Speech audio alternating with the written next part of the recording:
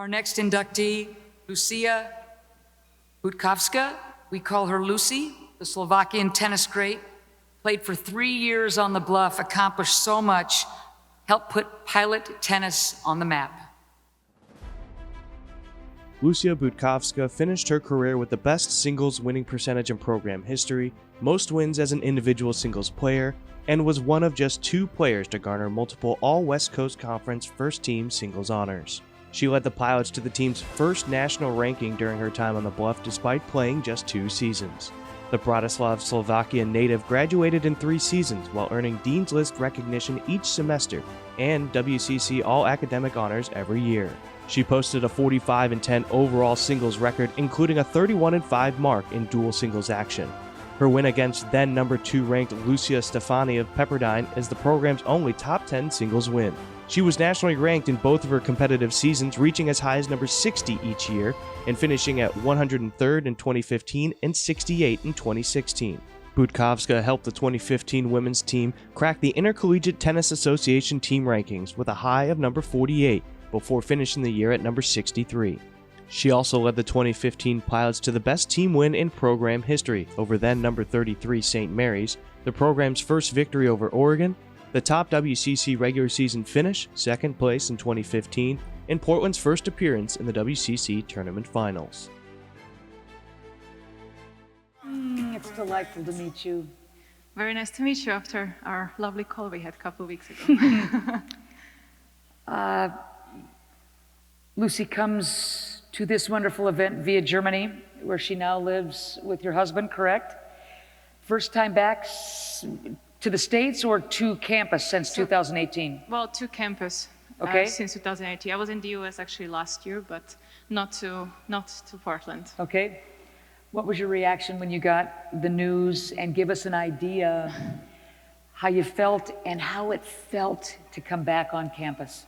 So I actually got this random Instagram message from now the head coach, Philip, and he just said, "Oh, hi, how are you?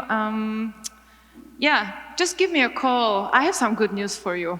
That was all he said, and I was just like, okay, that's strange.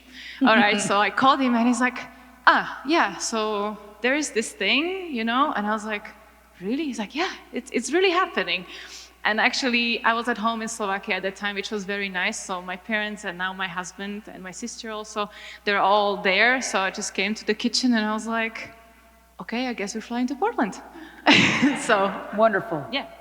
And your feelings when you came back on campus, did you feel a wave of memories and whatnot? Yeah, I mean, I just gave my parents a campus tour because they didn't get to come here up until today. So I was giving them another campus tour, and I was like, oh, this is new, this has changed. And it hasn't been that many years, but still, you know, there are new buildings. But also it was very lovely to see a lot of people that are still working here, especially from the athletic department. And it was just very nice, you know, like, you know, hugging everybody and just like, yeah, chit-chatting and like what has changed. And so very nice catching up. When you reflect on some of the memories that impact you the most, some of your individual accolades, unbelievable, but also shaping the women's tennis program, help us understand what maybe some of your favorite, when you replay them, what some of your favorite memories are. So, I mean, I would maybe split it up into the individual and the team ones, Sure thing. right? So when we talk about the team itself, and we always called it with Susie and Philip, we always called it the season of firsts. Because usually the team was somewhere in the middle of the WCC rankings, right? And then suddenly 2014-2015 season came in, and then suddenly, you know, we got the first win over a ranked team. We beat our University of Oregon, and there were just like so many things happening, so many good things happening, Right. and then opened up the door for us. Like we had the very first trip to the East Coast. We played at Duke, we played at Harvard. I mean, we did 2 trips to East Coast, which was not a thing before. So it was very nice to be part of the whole history and really the season of firsts. So for the team, this was very exciting. Also playing the finals of the WCC Championship, very exciting time. And then for like individually, also representing UP, obviously like you heard about the win against the number 2. That was a big one. I mean, an Olympian.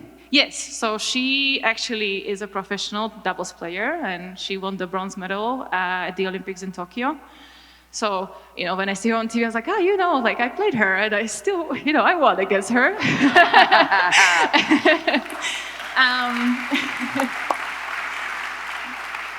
And then there was the other one that kind of stuck with me, and that was at the regionals.